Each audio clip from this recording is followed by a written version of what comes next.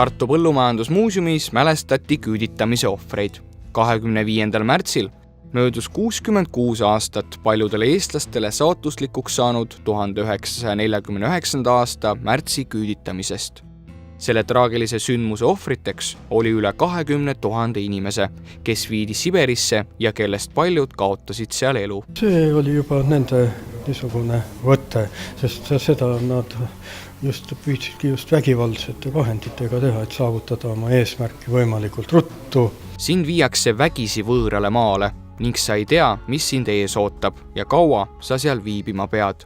Kas eestlastel oli olemas lootus tagasi kodumaale pääseda? Keegi ei lootnudki. No peale Stalini surma oli juba rahval väike lootus.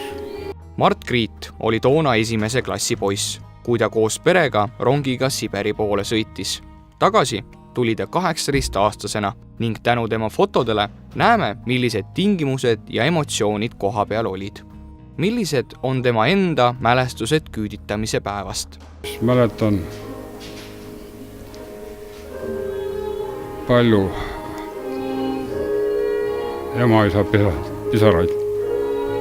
Küüditamine puudutab väga paljusid eestlasi ning mälestus sellest jääb põlvest põlve kestma. Ei olegi Eestimaal eriti palju neid inimesi, kelle mõnda sugulast, olgu see kas või kaugem sugulane, keda ei oleks küüditatud.